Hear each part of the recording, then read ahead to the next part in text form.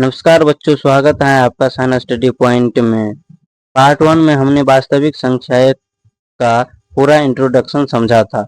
अब इस पार्ट 2 में हम बिहार बोर्ड एग्जाम में बार बार पूछे गए 20 महत्वपूर्ण MCQ PYQ को आसान तरीके से हल करेंगे।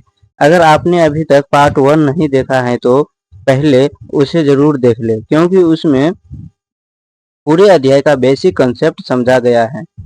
तो चलिए बिना समय बर्बाद किए शुरू करते हैं। पहला महत्वपूर्ण बोर्ड प्रश्न,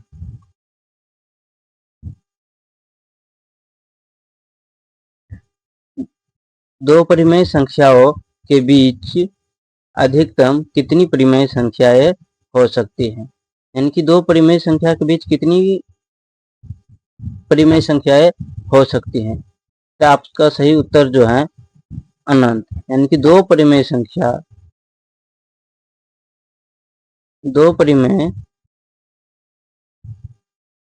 के बीच अनंत परिमेय संख्याएं होती हैं। परिमेय संख्या होती हैं। जैसे 2 और 4 ले लीजिए, ये दोनों के बीच अगर परिमेय संख्या हम निकालेंगे, इनमें अनगिनत परिमेय संख्या निकलेगा। इसलिए आपका राइट आंसर जो हो जाएगा ऑप्शन नंबर डी। अगला प्रश्न है, निम्नलिखित में से कौन सी अभाज्य संख्या है? ऑप्शन ए में 27, बी में 35, ऑप्शन सी 13, डी में 56। यानी कि पिछली कक्षा में पढ़े हैं अभाज्य संख्या पढ़े हैं, जो एक और शून्य यानी कि खुद के अलावा किसी से विभाजित ना हो, वे अभाज्य संख्याएं होती हैं। इसमें चेक कर लेंगे, 27 जो है, 27 खुद से करता भी है, एक से भी करता है और दूसरे अंक से भी करता है, दूसरी भी संख्या से भी करता है। उसके बाद 35 है, ये भी नहीं होगा। 13 ले लीजिए, 13 जो है, 13 या तो एक से कटेगा और 13 से कटेगा, यानी कि एक से ही कटेगा और खुद से ही कटेगा।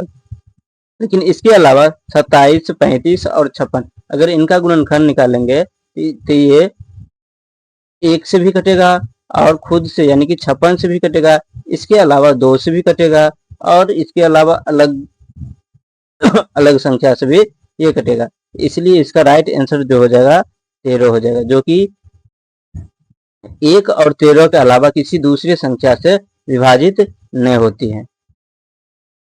इसका राइट आंसर जो हो जाएगा 13 हो जाएगा, ऑप्शन नंबर सी।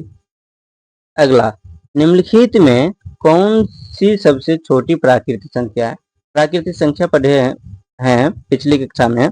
प्राकृतिक संख्या वे संख्या होती हैं जो एक से शुरू होकर के अनंत तक जाती है, यानी कि गिनती की संख्या जो होती है उसे हम लोग क्या कहते हैं? प्राकृतिक संख्या। और गिनती शुरू कहाँ से होती है? तो एक से शुरू होती है, जैसे 1, 2, 3 डॉट डॉट, यानी कि इसमें सबसे छोटी संख्या जो हो जाएगी क्या हो जाएगी? 1 हो जाएगी। तो आपका राइट आंसर जो हो जाएगा 1 हो जाएगा, यानी कि option number C. Question number 4 है, यदि 130 बराबर 15 गुने 8 प्लस 10 एवं 15 बराबर 5 गुने 3 प्लस 0, तो मोसो 130 15 होगा। इसमें हो जाएगा आपका 8, ऑप्शन नंबर बी में 5, ऑप्शन नंबर सी में 130, ऑप्शन नंबर डी में 15। इसे अगर सॉल्व कीजिएगा तो 130, जैसे मान लीजिए 130 और 15 को अगर सॉल्व करेंगे, 15 8 120, इसमें बच गया 10 और 15 को इधर कर देते हैं तो 10 सेकंड 5। आपका राइट आंसर जो हो जाएगा बी हो जाएगा, यानी कि 5 हो जाएगा।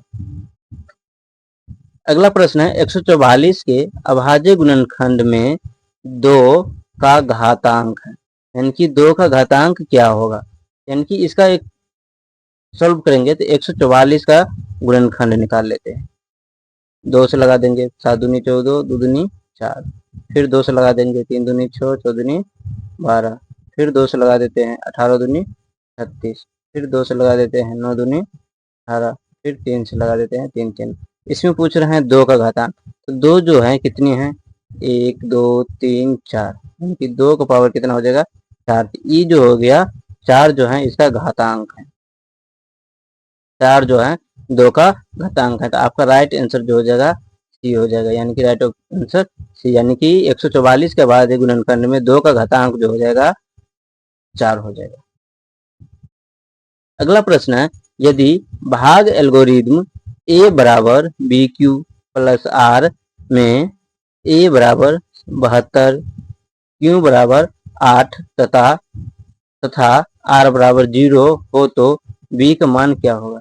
यानी कि इसमें पूछ रहा है एल्गोरिदम जो है भाग एल्गोरिदम ए बराबर बी क्यू प्लस आर, और यहाँ पे ए का मान दिया है 72, क्यू का मान दिया है 8 और आर का मान दिया है 0, पूछ रहे हैं बी का मान। हम इसी में इस सब का मान बैठा देंगे। जैसे एक मान जो है 72 है, तो 72 बराबर बी का मान जो है निकालना ही है, तो बी गुने 8, यानी कि क्यू का मान जो दिया है 8 दिया है, प्लस आर, सॉरी आर बराबर 0। यहाँ पे हो जाएगा 0 72 में जोड़ेंगे या घटाएंगे फिर भी कुछ फर्क नहीं होगा, ये हो जाएगा 72 बट्टा 8 बराबर बी, 8 नमा 72, यानी कि बी का मान जो हो जाएगा 9 हो जाएगा, बी का मान जो हो जाएगा 9, ऑप्शन नंबर ए, यानी कि आपका राइट आंसर जो हो जाएगा 9। अगला प्रश्न है, निम्नलिखित में किसका दशमलव प्रसार शांत होगा। 15 बट्टा 1600, 19 बट्टा 210, 3 बट्टा 88, 8 बट्टा 75। तो दशमलव प्रसार शांत होने का जो होता है हर में, यानी कि पी बट्टा 2 पावर n गुने 5 पावर m, यानी कि इस फॉर्म में अगर रहेगा, यानी कि 2 पावर n गुने 5 पावर m अगर रहता है वो शांत होता है। और इनके अलावा गुणनखंड में कोई और भी अंक आता है, जैसे 3 ले लीजिए 7 ले लीजिए, तो वो शांत नहीं होगा, अशांत होगा। तो इनका जो हर का हम चेक कर लेंगे। जैसे इनका पहला ऑप्शन का है 15 बट्टा 1600, तो 1600 का गुणनखंड हम करके देख लेंगे कितना होता है।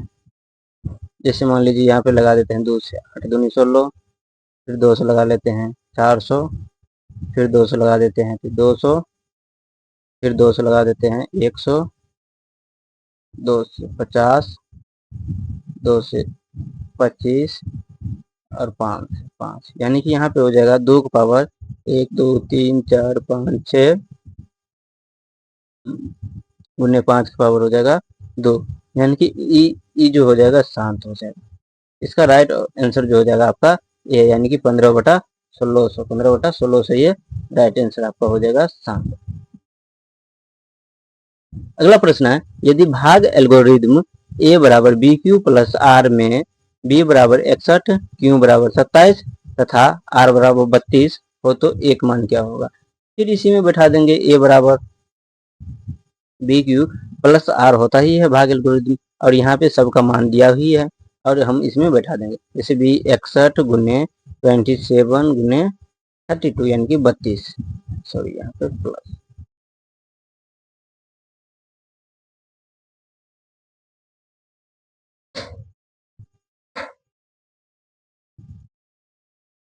इकसठ और 27 को गुना कर लेंगे,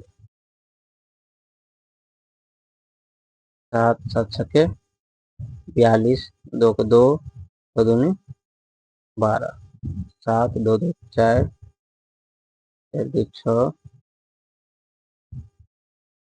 1 के 1, और फिर इसमें 32 को जोड़ देंगे, 2 4 3 7, और 7 दोनों होगा यहाँ पे, 4 3 7 6 का 6, यानी कि इसे 1647 प्लस 32, 7 2 9, 4 3 7, 6 के 6, यानी कि 1679, 1679 आपका राइट आंसर जो हो जाएगा 1679 हो जाएगा।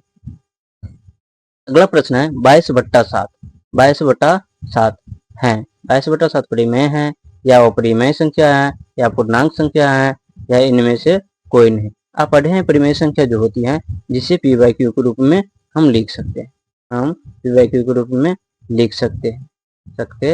यानी कि कोई भी पी बाई क्यू के फॉर्म में होता है तो वो क्या होता है, परिमेय संख्या होगा। इसलिए 22/7 जो है परिमेय संख्या है, 22/7 जो है परिमेय संख्या है। और आपका प्रश्न जो हो जाएगा एक पाई, यानी कि पाई पूछेगा। पाई जो है क्या है, पाई जो होता है वो परिमेय संख्या होता है, याद रखिएगा।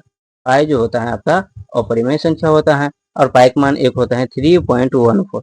3.14 पूछेगा अगर क्या होता है, इसे बताइएगा परिमेय संख्या होता है। 3.1 जो होती है परिमेय संख्या होती है, परिमेय संख्या होती है। क्यों परिमेय संख्या होती है, क्योंकि 3.14 है, इसे हम लिख सकते हैं 314/1 पर 00, यानी कि फिर इसे काटेंगे तो ये बटम हो गया। इनके दोस्त काट लेंगे, 25 50 दूनी 100, फिर 15 दूना 30 और 7 दूनी यानी कि 157/50, यानी कि बटम आ जाता है। इसलिए 314 और 22/7 ये परिमेय संख्या होता है। और पाई जो होती है वो परिमेय संख्या होती है, याद रखिएगा। अगला प्रश्न है, दो लगातार संख्याओं का मोसो है, यानी कि दो लगातार संख्या, जैसे मान लीजिए 2 और 3, दो लगातार है। जैसे 4 5 ले लीजिए, ये भी लगातार है। 3 4 ले लीजिए, ये भी लगातार है। 20 21 ले लीजिए, ये भी लगातार है। यानी कि पूछ रहे हैं कि दो लगातार संख्या जो होगा उसका मोसो क्या होगा, या दो लगातार विषम संख्याओं का मोसो। यानी कि विषम संख्या पीछे पढ़े हैं, पिछली पार्ट 1 में पढ़े हैं कि विषम संख्या जो होती है जो 2 से विभाजित नहीं होती है, जो 2 से विभाजित नहीं होती है वे होती हैं विषम संख्या। यानी कि जैसे मान लीजिए हम दो विषम संख्या ले लेते हैं, जैसे 3 ले लीजिए और 5 ले लीजिए, जैसे 5 ले लीजिए और 7 ले लीजिए, 11 ले लेते हैं और 13 ले लेते हैं। ये जो है एक विषम संख्या है, यानी कि ये दोनों जो है विषम संख्या है। यानी कि प्रश्न पूछ रहा है कि दो लगातार संख्याओं को मोसो, यानी कि चाहे दो लगातार संख्या हो या चाहे दो विषम संख्या हो, तो दोनों का मोसो जो हो जाएगा क्या हो जाएगा। यानी कि अगर 3 और 5 का हम मोसो निकालेंगे तो इसका मोसो जो हो जाएगा 1 हो जाएगा। जैसे मान लीजिए 4 और 5 का अगर मोसो निकालेंगे तो इसका मोसो 1 हो जाएगा। इसे हम निकाल करके देखते हैं। जैसे 4 और 5 का अगर मोसो निकालिएगा तो 4 1 4 जैसे हो गया कि 1 इधर 4, यानी कि 1 चौके 4, यानी कि मोसो जो निकला है 1 निकला है। अगर हम दो विषम संख्या ले लेते हैं, जैसे 11 और 13 को निकाल लेते हैं, 11 और 13 को निकालेंगे तो 11 1 11, दूसरे स्पेल बचिए, इधर फिर 11 2 5 10, 1 2 1 दूनी, इधर भी मोसो जो निकल गया। यानी कि यहाँ दो लगातार संख्या का मोसो निकाले फिर भी मोसो जो निकला यहाँ पे, तो मोसो जो निकला है 1 निकला। और यहाँ दो विषम संख्या को निकाले हैं, यहाँ भी मोसो जो निकला है 1। यानी कि प्रश्न पूछेगा कि दो लगातार संख्या हो या दो विषम संख्या हो, दो लगातार विषम संख्या हो, अगर उसका मोसो जो हो जाएगा तो उसका मोसो हमेशा जो हो जाएगा 1 होगा। इसलिए आपका राइट आंसर जो हो जाएगा ऑप्शन नंबर डी। आप लोग कमेंट में बताइए कि आपका 10 में से कितना सही हुआ, जल्दी कमेंट कीजिए। 11 नंबर प्रश्न है, दो संख्याओं का गुणनफल, यानी कि इसमें दो संख्या है, तो दो संख्या गुणनफल जो है 8670 है। और उनका मोसो जो होता है, मोसो जो है 17 दिया है। यानी कि दो लगातार संख्या है, उनका गुणनफल जो दे दिया है 8670 और मोसो जो दे दिया है 17 दे दिया है। तो लोसो क्या होगा, यानी कि लघुत्तम पूछ रहा है। यानी कि दो संख्या को गुना करने पर 8670 होता है, और अगर मोसो दोनों को निकालेगा तो 70 हो जाएगा, तो सॉरी 17 हो जाएगा। और अगर लोसो निकालेंगे तो कितना हो जाएगा, तो लोसो बराबर सूत्र जो होता है, याद रखिएगा, लोसो बराबर होता है दो संख्याओं का गुणनफल, दो संख्याओं का गुणनफल बट्टा में मोसो, बट्टा में मोसो। यानी कि यहाँ पे जो हो जाएगा 8670 और बट्टा में जो हो जाएगा 17। इसको हम काट लेते हैं, 17 पचे 50, 1 17 1 17 और 0, यानी कि काटने पर कितना निकला 510। तो आपका राइट आंसर जो हो जाएगा ऑप्शन नंबर डी, यानी कि 510 आपका राइट आंसर हो जाएगा। यहाँ पे आपको सूत्र याद एक रखना है, पहली संख्या गुने दूसरी संख्या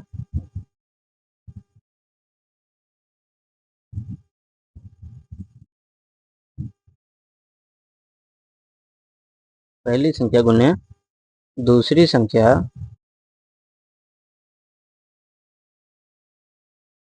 बराबर 900 गुण्य लॉस। सूत्र आपको याद रखना। चलिए अगला प्रश्न देखते हैं। यदि ए और बी अभाज्य संख्या है, यानी कि ए और बी अभाज्य संख्या है, तो ए और बी का लॉस होगा। ए और बी का लॉस होगा, यानी कि पिछले प्रश्न में हम पढ़े हैं कि दो लगातार संख्या, यानी कि दो लगातार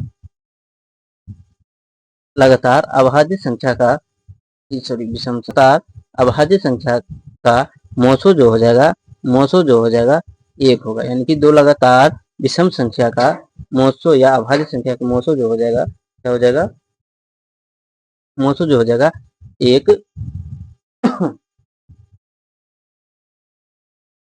एक हो जाएगा। तो लोसो जो हो जाएगा, लोसो क्या होगा, जैसे मान लीजिए हम दो लगातार अभाज्य संख्या ले लेते हैं, जैसे मान लीजिए हम 3 ले लेते हैं और 5 ले लेते हैं, क्योंकि ये दोनों के दोनों क्या है, एक तो विषम संख्या भी है और साथ साथ ये दोनों जो है अभाज्य संख्या भी है, यानी कि 3 भी किसी से नहीं कटेगा और 5 भी किसी संख्या से नहीं कटेगा, इसलिए दोनों के दोनों जो है अभाज्य संख्या है। अभाज्य संख्या है, अगर ये दोनों को अगर लोसो निकालेंगे तो ये दोनों को लोसो हो जाएगा 3 गुने 15, यानी कि 15 हो जाएगा। और यहाँ पे प्रश्न में दिया है ए और बी, अगर ए बी के दोनों को निकालेंगे तो ए गुने के हो जाएगा बी, तो आपका राइट आंसर जो हो जाएगा ये हो जाएगा ऑप्शन नंबर सी। अगला प्रश्न है 13 नंबर दिया है, यानी कि 0.3 पावर बार दिया है प्लस 0.4 पावर बार दिया है, तो इसका सरलतम रूप हो जाएगा सरलतम रूप होगा। जैसे मान लीजिए अगर 3 पर बार दिया है 3 पर, ये हो जाएगा 3/9 प्लस 4/, ये हो जाएगा 9। अगर दोनों को लोसो निकाल लेते हैं 9 3 प्लस 4 कितना हो जाएगा, 4 3 7, यानी कि 7/9। आपका राइट आंसर जो हो जाएगा बी हो जाएगा, आपका राइट आंसर बी हो जाएगा, यानी कि 7/9। अगला प्रश्न है 0.57, यानी कि 57 के ऊपर बार दिया है का सरलतम रूप पूछ, सरलतम यानी कि ई हो जाएगा 57 दोनों पर बार है तो डबल 9 हो जाएगा, यानी कि इसका राइट आंसर जो हो जाएगा 57/99। इसको काट लेंगे, जैसे मान लीजिए 33 या 99 होता है और इधर होता है 19 या 57, यानी कि 19/33, यानी कि अब चेक कर लेंगे ऑप्शन में 19/33 है, तो आपका राइट आंसर जो हो जाएगा ये हो जाएगा 19/33। अगला प्रश्न है सबसे छोटी अभाज्य संख्या और छोटी अभाज्य संख्या का मोसो कितना होगा, सॉरी सबसे छोटी भाज्य संख्या और सबसे छोटी अभाज्य संख्या का मोसो कितना होगा। तो सबसे छोटी भाज्य संख्या जो होती है वो 4 होती है और सबसे छोटी अभाज्य संख्या जो होती है 2 होती है। अगर 4 और 2 का अगर हम मोसो निकालेंगे, 4 2 का मोसो तो 2 दूनी 4, यानी कि मोसो जो हो जाएगा 4 और 2 का मोसो जो हो जाएगा बी हो जाएगा, यानी कि ऑप्शन नंबर बी, 4 और 2 का मोसो जो हो जाएगा 2 हो जाएगा, मोसो जो हो जाएगा 2 हो जाएगा। ऑप्शन आपका जो हो गया वो राइट आंसर बी।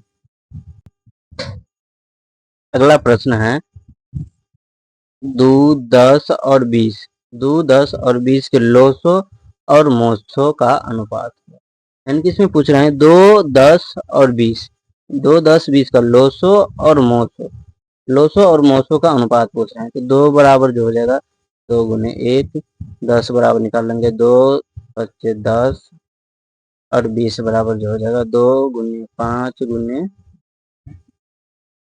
2 गुने 1, इसका मोसो जो हो जाएगा 2 हो जाएगा और लोसो जो हो जाएगा लोसो 2 गुने 5 गुने 2, यानी कि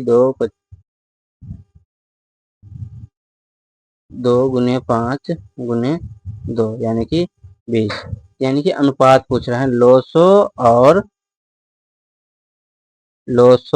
और मोसो का अनुपात पूछ रहे हैं, यानी कि मोसो जो है यहाँ पे 20 अनुपात लोसो जो है 2 है, तो 2 एकम 2 2 है 20, यानी कि 10:1, यानी कि लोसो और मोसो को जो अनुपात हो जाएगा 10:1 हो जाएगा। आपका राइट आंसर जो हो जाएगा बी हो जाएगा। अगला प्रश्न है 17, यानी कि एक परिमेय संख्या और एक अपरिमेय संख्या का योग कैसी संख्या होती है। जैसे एगो परिमेय संख्या ले लेते हैं, जैसे परिमेय संख्या ले लेते हैं 2 और एक अपरिमेय संख्या ले लेते हैं √3। इनका योग कैसी हो जाए, यानी कि दोनों को जोड़ लेंगे, ये कैसी बनेगी, तो यानी कि परिमेय संख्या और अपरिमेय संख्या का योग जो होगी अपरिमेय संख्या होगी।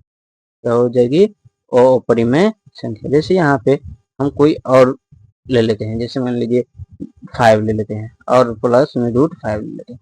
ये जो है क्या है, एक अपरिमेय संख्या है, तो आपका राइट आंसर जो हो जाएगा बी हो जाएगा, यानी कि एक परिमेय और एक अपरिमेय संख्या का योग जो हो जाएगा तो अपरिमेय संख्या हो जाएगा। अगला प्रश्न है 0.375 0.375 के p/2n गुने 5/m के रूप में क्यों का रूप है, यानी क्यों का रूप पूछ रहा है। हम 0.375 को लिख सकते हैं 375 में 1000। अब इसको हम 1000 को गुणनखंड निकाल लेंगे। जैसे मान लीजिए 1000 का गुणनखंड अगर निकालेंगे तो 2 से 500, अगर 2 से ले लेते हैं फिर 250, 2 से 125, 5 से 25, 125, 5 से 5 से 25, यानी कि 2/3 गुने 5/3। इसका जो p/क्यूब का रूप जो हो जाएगा 2/3 और 5/3। तो आपका राइट आंसर जो हो जाएगा ऑप्शन नंबर सी।